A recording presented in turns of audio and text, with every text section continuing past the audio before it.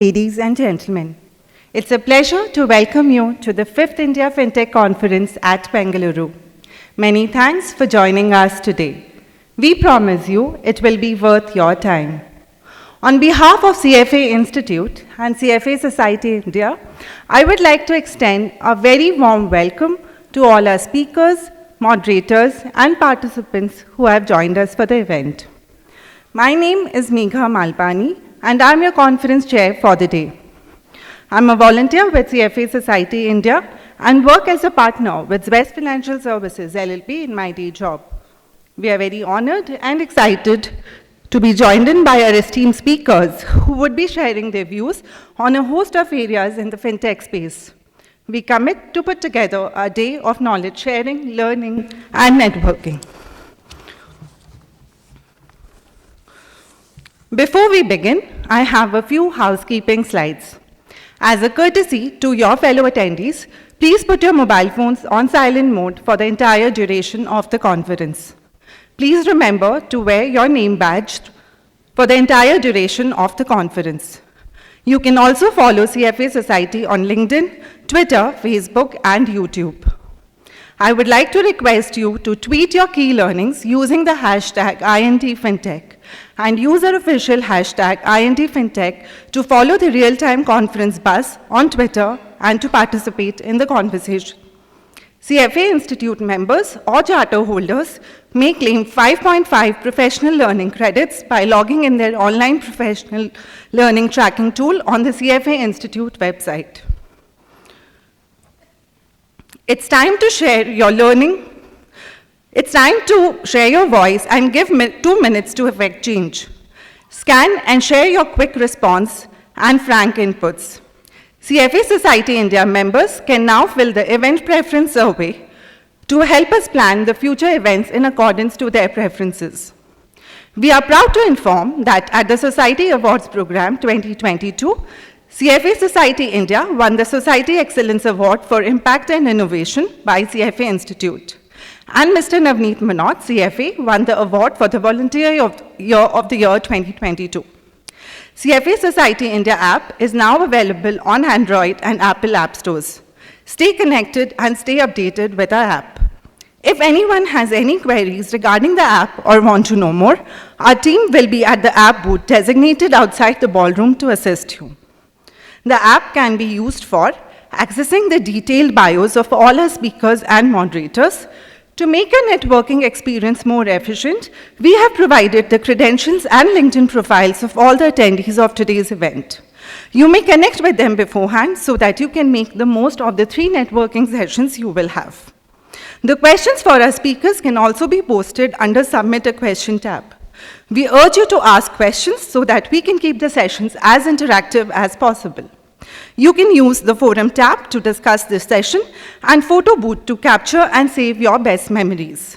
We value your feedback, so please complete the brief evaluation survey before leaving the conference.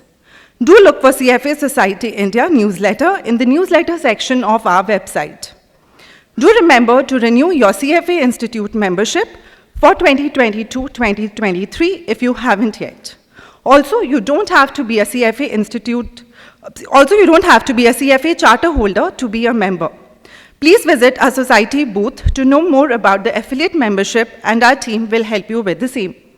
With this, we announce the opening of the conference.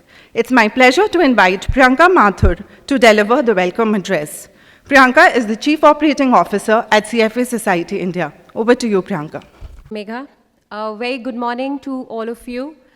On behalf of CFA Society India, I welcome you to the 5th edition of India FinTech Conference 2022.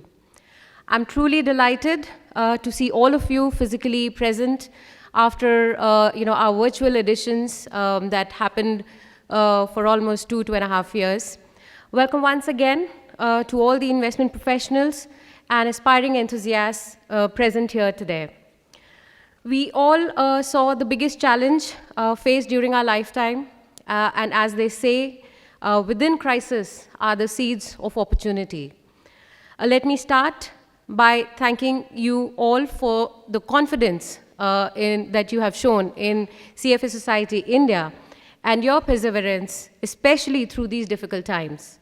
We all adapted very quickly and made significant changes to our lives to adjust to this new reality. Happy to see you all in person. I will take a few moments to talk a little bit about CFA Society India. We were established in 2005. We are an association of investment professionals, portfolio managers, investment bankers, security analysts, risk managers, investment advisors, and other financial professionals. CFA Society India is one of the 160 plus CFA societies in the world. We have over 2,500 members in India, and by size, we are among the top 17 CFA societies in the world.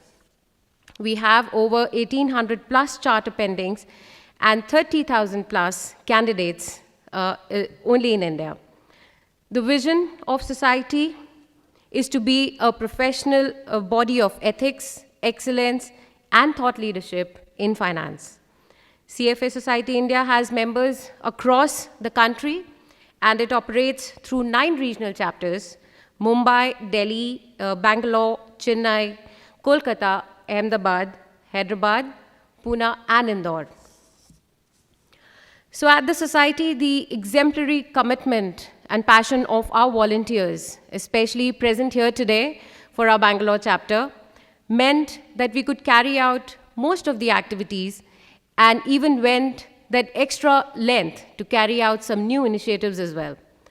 So talking about our strong repertoire getting enriched every year, we conducted 10 key conferences, and in total, we organized 73 events last year.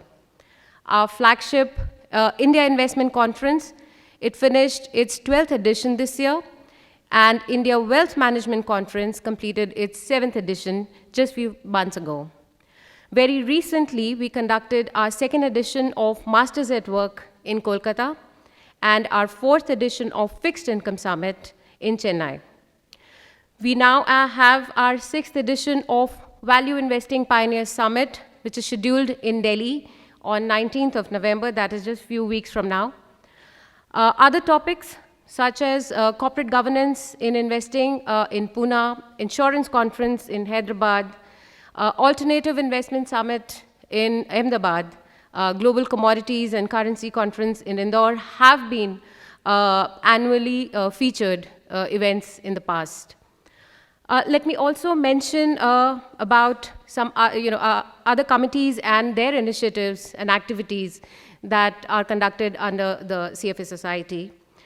This year, as part of the research and advocacy activities, the focus was on ESG and diversity, equity, and inclusion. Not only did the committee volunteers participate very enthusiastically in the consultation papers of SEBI on various financial topics, there were also a series of roundtables held with investment managers and other key stakeholders to enhance the understanding of ESG specifically. 2 ESG roundtables were hosted: ESG integration practices by ESG mutual funds in India, and ESG disclosure practices by, again, ESG mutual funds in India. So both these discussions gained much anticipated attention from top industry leaders. As a part of the Thought Leadership Initiative, the committee brought out 2 very well-received publications, one on the annual general body meeting, the AGM handbook update, and the other, a capital markets briefing on India as a collaborative effort with CFA Institute and CFA Institute Research Foundation, respectively. The launch of India Insights last year was done to showcase the activities of society volunteers in the field of research and advocacy, as well as give us a medium to reach out to the stakeholders in the financial services community. This year also saw the addition of the ethics. It saw the 2nd edition of the Ethics Challenge in India with 17 leading MBA institutes taking part in the pilot nationals, and later on 32 leading MBA institutes competing to participate in the APAC regional finals. What's more noteworthy is that the graders for the ethics challenge comprised a team of mostly women charter holders. This, along with the already very well-established research challenge competition, which finished its 15th year this year, enabled us to engage even more strongly with institutions. The mentors, the graders, their intense involvement and support are completely admirable, and we really appreciate their enthusiasm to give back to the society. Public Awareness Committee, that's another committee that we have. It's a very important support function for all the committees. They work tirelessly to make sure we have our social media beacon buzzing non-stop. Our volunteers of this committee continue to achieve new milestones every now and then. We continue to attract a large number of followers on social media sites. Our Twitter account comes with a prestigious blue tick, and our LinkedIn account has the highest number of followers across all CFA societies globally. And of course, we've recently crossed 40,000 mark. Our YouTube channel has more than 28,000 subscribers now, after adding more than 10,000 subscribers alone this year. Our social and digital presence is growing by the day. Other societies have started noticing our social media campaigns, and now they are wanting to learn our ways and methods of reaching out to our members.